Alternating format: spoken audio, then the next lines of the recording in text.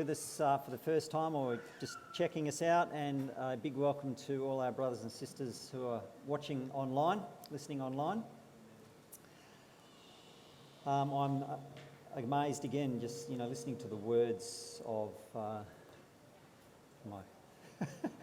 listening to the words in some of those worship songs that just tie in perfectly with what God's going to speak to us through Luke today. So if you'd like to turn to Luke chapter 8.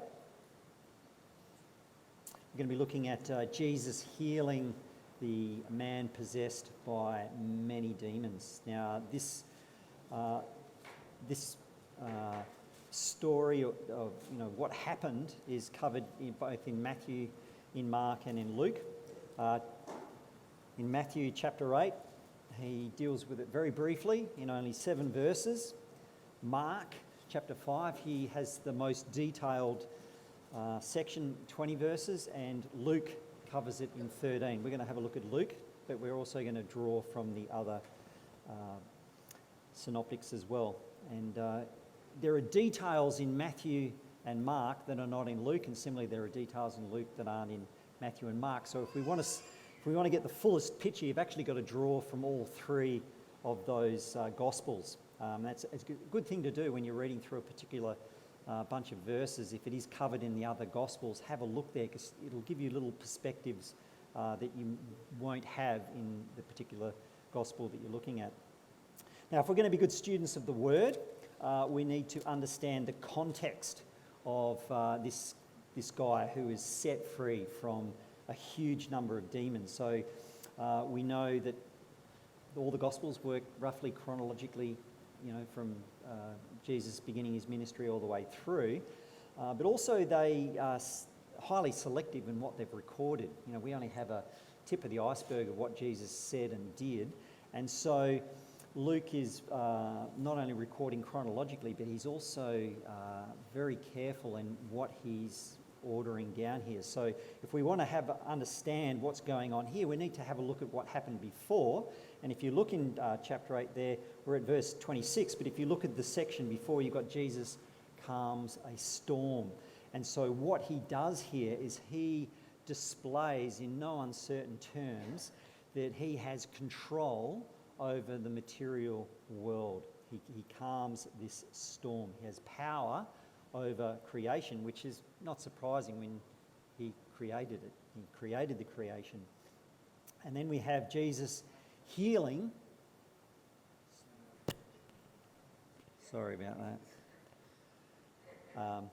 You have Jesus setting this guy free, and then straight after that section, what you have there is Jesus raising a little 12-year-old girl up from death. So he's displaying he has power over death. And then you have this lady who's had this issue of blood for 12 years, and she's set free from that. So there's these 4 power displays of Jesus having power over creation, power over the demonic world, power over death itself, and power over the infirmities that wreak havoc in our world.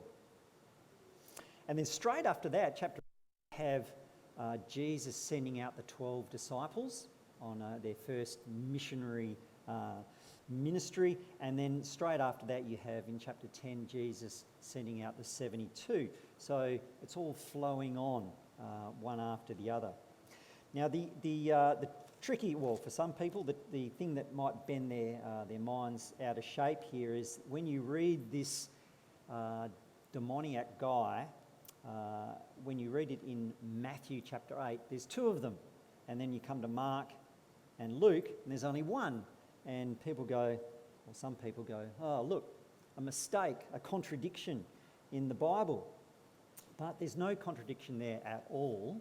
What what Luke is doing is recording, he's focusing on one of the main character in this, what's unfolding here.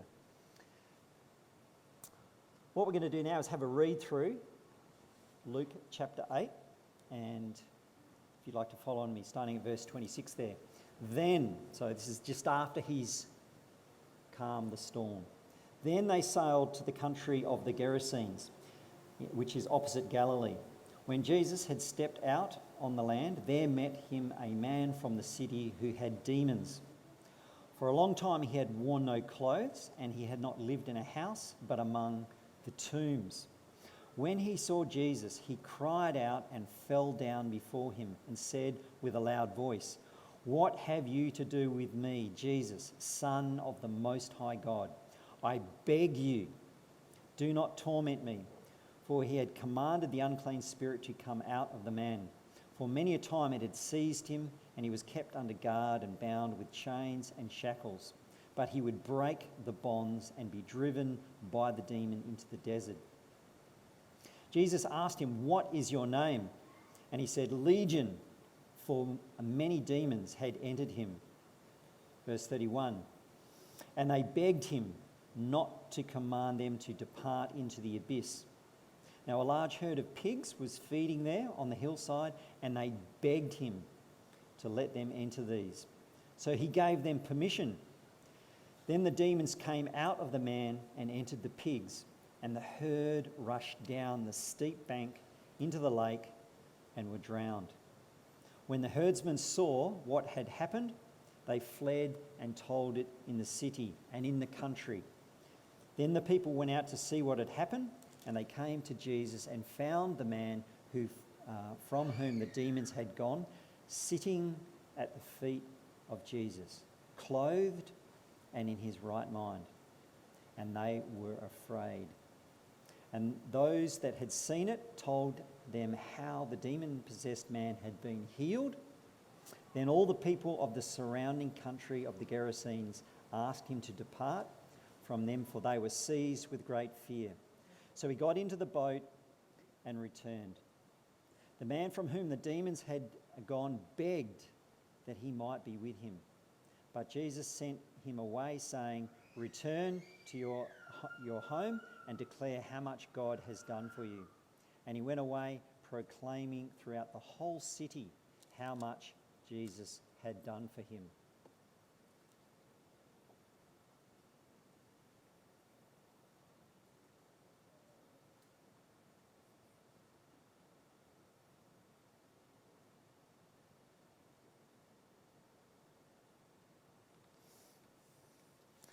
Okay, verse 26 there. It says there, they sailed to the country of the Gerasenes, which is opposite Galilee. So Jesus is leaving, he's left Israel, he's crossed over the lake, and what he's doing now is entering into Gentile territory. And there's a storm here. So, he's got to ask ourselves, is God sovereignly controlling this storm, or he's in sovereign control? So the storm is obviously under his control. Are the demons in that area, trying to resist Jesus and, trying to push back on him? Ultimately, God is in sovereign control here, but he's entering into this Gentile territory. And we know that Jesus is primarily his ministry with Jews, but he makes a couple of forays into Gentile territory, and this is one of those. Now, the interesting thing here is that what the demons actually believe. They believe that Jesus is the Son of God. They believe that there's a future judgment. They believe in hell and, the abyss, this bottomless pit, and that it's real. And they believe in prayer in the sense that they're begging Jesus not to send them there. And isn't it ironic that so many people don't believe those things? And even people who profess to be Christian don't believe some of these things. And yet here you have the demons believing in these four things. A sad irony. Now in verse 27, it says, as soon as he steps onto the land, the demoniac, it's almost like he knows that the demons inside him know that Jesus is coming, waiting, and steps out as soon as Jesus appears on the shore. Now it says that he has no clothes. He's been getting around naked, all right, and he's been cast out of society. He's a total outcast, and he doesn't live in a house. He lives in the tombs. So the depths of the depravity and the depths well, that this guy is in. It's beyond our understanding. And Mark actually adds to this, and it says that day and night he's screaming out and cutting himself with stones. So he's in this, you can't really be in a worse state of mind. He's totally controlled and possessed by these demons. They want to destroy him. They want to deface him because he's, as a man, as a person, he bears the image of God. And so the demons hate God and they hate humans because we bear his image. And it's also, in some ways, a very sobering foreshadowing of what hell is like. What this guy is suffering is a bit of a foreshadowing of what those who reject Christ will, the reality of their experience.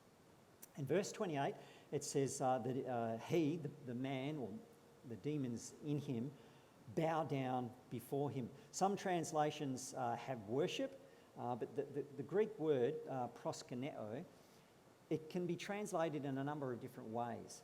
It can be translated worship, it can be translated bow down before, bend down to give respect, and it depends on the context how that word is translated. Obviously, if it's a person bowing down before another person, they won't translate it worship, unless it's, a king demanding worship. And obviously, if it's before Jesus, before God, well, then it's translated worship. And so the demons here are not bowing down in worship to Jesus. They're bowing down because they are before the sovereign power of Jesus and cannot help but be bow down in submission to him. So again, translating this word depends on the context. Now, the Jehovah's Witnesses, they don't believe that Jesus is God, and so whenever they come across this word in their New World Translation, when they translate this word, they always just translate as gave abeyance to. They will not translate it as worship because they don't believe that Jesus is God. Moving on, the demons know who Jesus is, but again, another little irony here that Luke records is that at this point, the disciples don't actually know who Jesus is. If you look at chapter 8, the section before where Jesus calms the storm in verse 25, this is Jesus talking to the disciples. He said to them, "Where is your faith?" And they were afraid because they've just seen his power on display, and they marvelled, saying to one another, "Who then is this, that he commands even the winds and the water, and they obey him?" So they're going, who is this guy? So here we have the demons knowing exactly who Jesus is, but at this point, the disciples not really sure who Jesus is. Another irony that Luke records for us here. Now, the other thing that goes on in verse 28 is that the demons, they beg Jesus not to torment or to torture him. And in Matthew, or torture them, and in Matthew, it actually adds before the appointed time. So they're begging Jesus not to torture them, to torment them. And how does that sit with us? The idea that Jesus will actually torment creatures. We love to picture God as a gracious and forgiving and merciful God, which he is. We worship that God. And yet there is a severe side of God in that this is how he will treat all the evil, wicked spirits, the demons, and all those who reject Christ as King, reject the offer of forgiveness that Jesus gives to them through his work on the cross. Now in verse 29 and 30, Jesus asks the demons, he's asking the demons, "What is your name?" And they respond, "Legion, for we are many."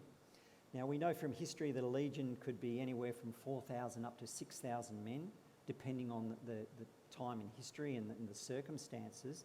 So Jesus here is not facing off with one demon, he's facing off with thousands. Scripture doesn't tell us the exact number, but we get a bit of an insight in that later on we see that 2,000 pigs run down the bank. So we might say at least 2,000, possibly more. So Jesus here is facing off with 2,000 or more demons. And what are they doing? They are begging him. Okay, an army of demons falling down before Jesus' feet, and they are begging Jesus. They are praying. They're terrified, and they're terrified before this powerful Jesus who can, at a word, send them to the abyss. Circle, if you've got a pen, circle there in verse 31 where it says, or you've got a highlighter or anything like that, they begged him. So they're begging him not to go into the abyss. And the abyss is the bottomless pit. It's a prison for evil spirits, for the wicked. We can read about it in a number of places. We won't go to all of them, but we'll have a look at one of them. So keep your finger there in Luke 8 and go to Revelation chapter 20, right at the end of your Bible. Last page or so. Revelation chapter 20 and verse 1 to 3. It says, "Then I saw an angel coming down from heaven, holding in his hand the key to the bottomless pit," the abyss, "and a great chain. And he seized the dragon, that ancient serpent who is the devil and Satan, and bound him for 1,000 years, and threw him into the pit, and shut it, and sealed over him, so that he might not deceive the nations any longer, until the 1,000 years were ended. After that, he must be released for a little while." Gives you a bit of a picture of this abyss, this bottomless pit, this horrible, horrible place. Now in verse 32, it says there's a large herd of pigs. In Mark, it tells us around 2,000. And that is, I've seen a few pig farms, but I've never seen any with 2,000 pigs before. A massive amount of pigs by today's standard. I don't know, have any of you been to a pig farm and seen, I know, Max, you... Not... 6,000? Woo! Yeah, so a lot of pigs. All right. So we know he's in Gentile territory, because pigs are unclean, and we know the Jews, are forbidden to eat them. Now, here we see, for a second time, this army of demons are begging Jesus. They are praying, terrified, don't send us to the abyss, send us into the pigs instead, because they are thinking he's going to send them to the abyss, out of this guy and to the abyss. And Jesus gives them permission. And we sort of can scratch our heads on this and go, well, hang on, the demons, they're evil, and they're asking for something. Why would Jesus, in a sense, give in to them? He's allowing this to happen because it suits his purpose. And the demons, we can... I suppose, C.S. Lewis gives us two pieces of advice when talking about demons. You can either deny they exist, that's one error, or you can have an unhealthy sort of interest in them. They're behind every door and every tree. It's like, no, we need to be balanced here. The demons are on a leash. They can only do what God allows them to do. We read Job and we see in the story there that interesting thing where God allows Satan to do things to Job, but it's only to a point. There's a line which the demons cannot cross over, and we're seeing this here in Luke. Now, the demons, it seems, hate not to be in a body. It's like they're realising if we leave this body, we don't want to be just floating around. We want to be in another body. They know the pigs are there, so they're begging Jesus, begging and pleading, send us into the pigs instead. Now, at verse 33, it says, then they stampede, this wild frenzy, 2,000 pigs, down the bank into the Sea of Galilee, into the lake. And we've got to stop here and think, well, what's going on here? The demons, they don't want to go to the abyss, okay, and they don't want to just be aimlessly floating around. They want to be in the pigs, all right? So logically, it would seem right that, they're not causing the pigs to die, to stampede. They may be, Scripture is not really clear here, so it's we can't make definitive sort of statements about that. But, what happened, the demons don't want to be out of the body. They don't want to go to the abyss, all right? And it seems that these pigs would rather be dead than inhabited by demons. And is it the pigs, out of terror of having these demons in there, that they're doing this? We're not sure. And what happened to the demons after this? Were they sent straight to the abyss from this, or were they left to roam the area? Again, we're not told, so we can't make any sort of definitive statements here. But one thing we can draw from this is that this is a bit of a foreshadowing of the judgment to come. The way these pigs are stampeded down into the abyss, into the lake, which is like an abyss, it's a foreshadowing of what Christ has done. An unclean spirit, in an unclean animal, stampeding down to this abyss as such. And we know that unless we're washed clean by the blood of Christ, we too are unclean, and that is the future of those that are not washed clean by the blood of Christ. Now in verse 34 and 35, you have the herdsmen. They see what's going on, and they're terrified, they're gobsmacked, and they rush off back to their home town. And it would have been a reasonable amount, 2,000 pigs. How many people do you need to look after 2,000 pigs? Probably quite a few. And you can imagine the stir when they got back to their home city, their hometown, and told them exactly what had happened. It would have been, the whole city. And in fact, Matthew says all the city, the whole city comes out. Everyone's, this story goes out, quicker than Twitter. And they're rushing out to see what's happened here. And remember, 2,000 pigs back in that time, a lot of money is invested in these pigs, and the owners, well, they're going to be rushing out to see what's happened to their pigs. And when they get there, verse 35, it says, the man is sitting at Jesus' feet. And when Luke has been very careful here in using his word. He is sitting at Jesus' feet. And when we see other pictures of that in Scripture, in the Gospels, it's when, his followers, his disciples are sitting at his feet, listening to his teacher, absorbing what he is saying. And so this is an indication that this guy who's been set free from this army of demons is now in a place of faith. I mean, what more would you need to prove to you that Jesus is real and powerful than for that to happen to you? And so he's at Jesus' feet. He's become a follower, a disciple of Christ. And when the people see this, the townspeople come, they're afraid. And it's like, they're seeing this guy, Jesus, who is more powerful than this army of demons. And they've got the witnesses there who actually saw it happen.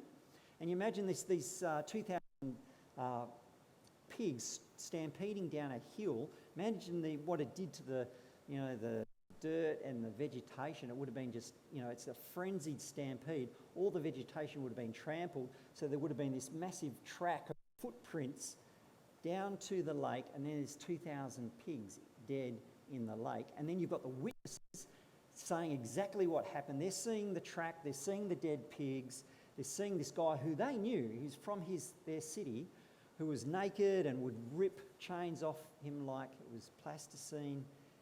And there he is sitting there with clothes on, in his right mind, at the foot of the guy that did this. That would be terrifying. They were right to be afraid. But what they did wrong was, with their fear, rather than accepting who Jesus was, turned their backs. Now it says in Luke 37 that they asked Jesus to leave. Luke is being, I think, a little bit soft here in the language, because in Matthew 8:34 and Mark 5:17 it says they begged Jesus, they implored Jesus, they're praying to Jesus, go away, we don't want you here. And they're afraid not only of what they've just seen, which they should be afraid of, but they're afraid of what they've lost And they're afraid, well, if this is what Jesus does and Jesus stays here, what is he going to do in the future? How is this going to play out for us? Jesus has turned their world upside down. Is he going to keep turning their world upside down?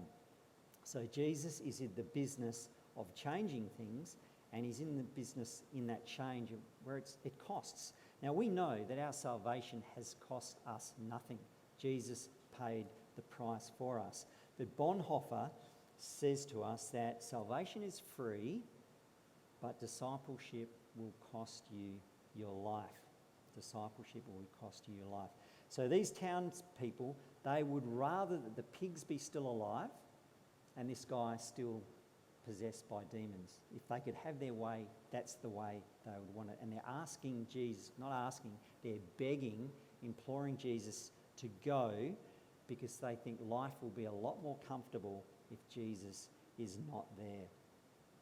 Now, I don't know if you can remember, prior to becoming a Christian and, Christians sharing the gospel with you. And I remember, before I was a Christian, people sharing the gospel with me. And as soon as they would start, you can talk about God, that's fine. But as soon as you start talking about Jesus, all right, I'd start getting uncomfortable and start backing up and, maybe even pushing back a whole lot and telling people what they could do, with Jesus and their gospel message. I didn't want to know. But praise God that he persevered and he, slowly but surely opened my eyes and drew me to himself, as he has done with you, if he is your saviour. And I remember going to church for the first time, and that was scary, walking into a church and all these weird people, hands in the air, singing, these are weird people. I was scared, and again, God was working, turning my life, turning your life upside down, but in reality turning it the right way up. So these townspeople know that if Jesus stays, life will not be the same, life will not be comfortable. And it's the same for us. If we get on Jesus' bus, it will be a bumpy ride. It's not going to be a 5-star coach, luxury on a smooth road. It's not going to be a cruise liner to eternity. It's going to be a bumpy ride. We should expect that. Scripture tells us it will be a bumpy ride. And the tragic thing is, these people, they've got Jesus, the Saviour of the world, has just displayed this amazing power to set them free from the demonic realm, and they ask him to go. And it says he got in the boat and returned. How tragic. How tragic is that? They ask him to leave. And the tragedy is, millions of people still do that today. Ask Jesus to go. No, I don't want you in my life.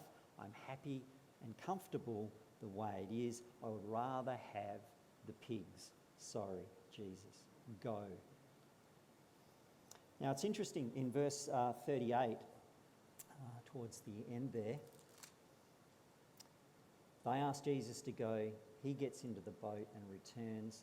And verse 38, the man from whom the demons had gone, what's the word? Begged. Begged. Circle it. Highlight it. He begged them. So you had the demons begging Jesus not to send them into the abyss. The demons begging him not to send them into the pigs. You have the townspeople begging him to go. And here, so 2 groups or 3 groups, the demons, the townspeople, and now this one guy. And he begs that he might be with him. But Jesus sent him away, saying, return to your home and declare how much God has done for you.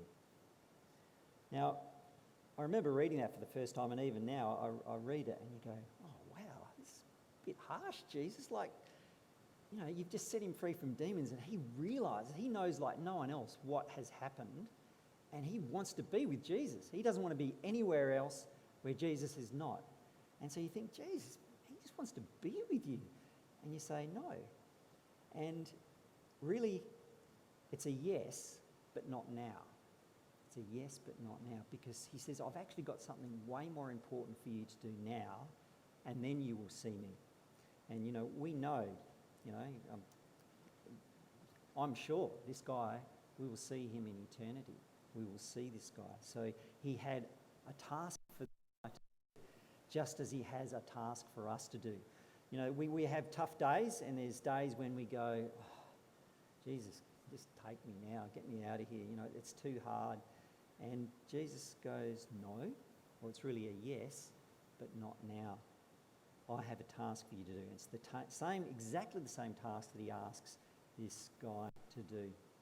So Jesus leaves the town, but he sends this guy back to proclaim. He says, go and tell your people, you know, your hometown, well, it's the Decapolis, so there's actually that whole area of 10 town cities. And he says, you know, tell them how much God has done for you. So Jesus here is claiming divinity because he is the one that has done it. He's telling him, tell them how much God has done for you.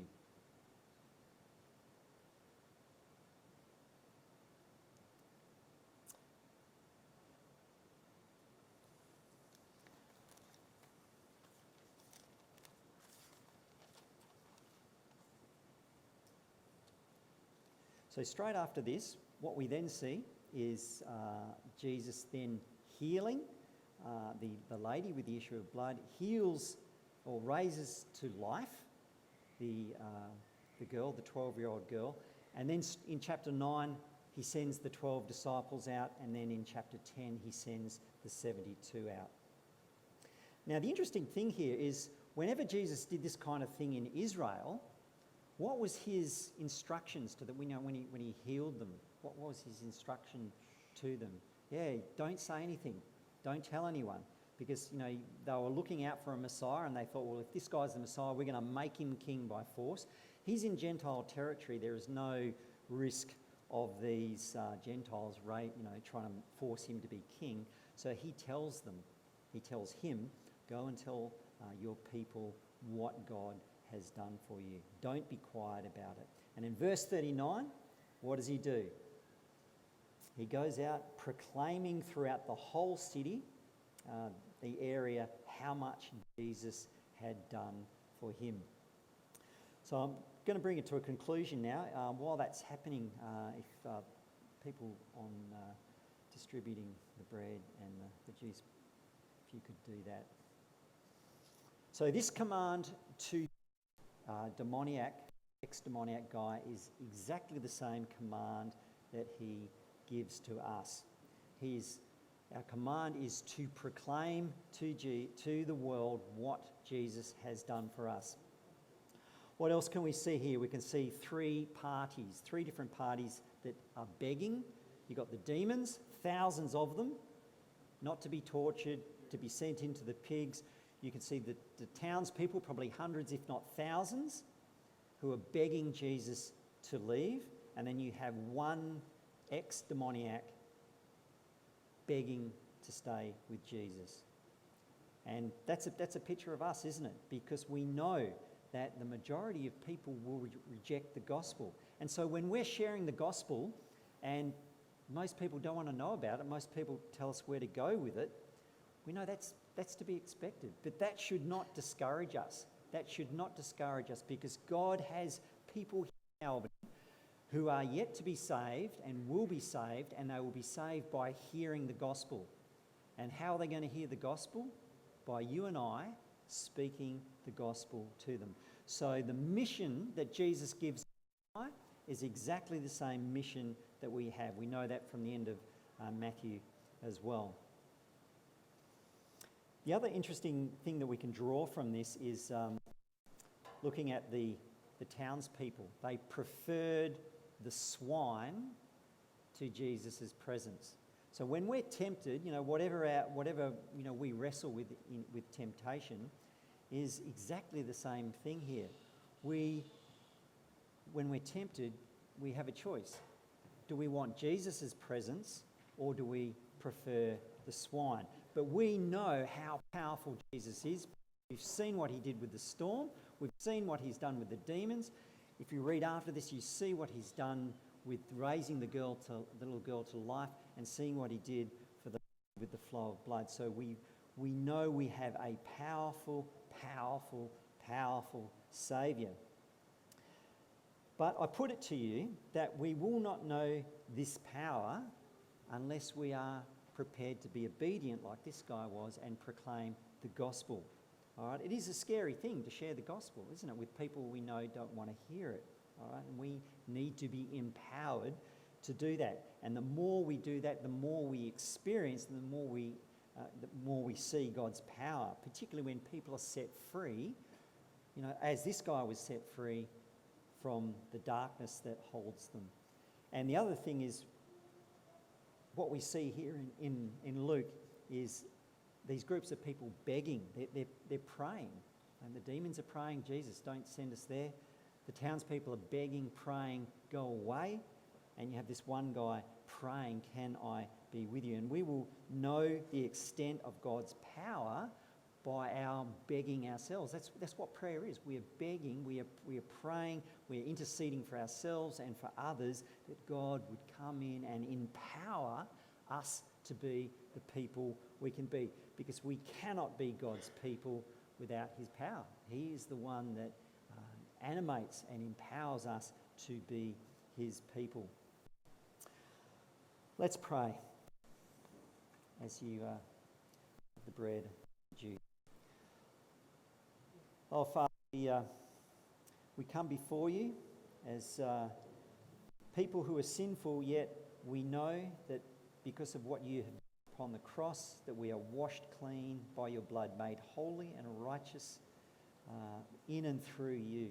Lord, in and of ourselves, we are blind, we are dead, we are pitiful, we are poor, and we are blind, and we are naked, just like that demoniac was. And yet, you saw fit to rescue us, Lord, to die in our place upon the cross, to bear the filth and the stench of our shame, the filth and the stench of our guilt, the filth and the stench of our sin, Lord, and you wash us clean by your blood. You make us righteous, Lord. We thank you for your body broken for us. Oh, Lord, we owe you everything, and you are our King and our mighty, mighty, powerful Saviour. Thank you for your body broken for us. Let's eat.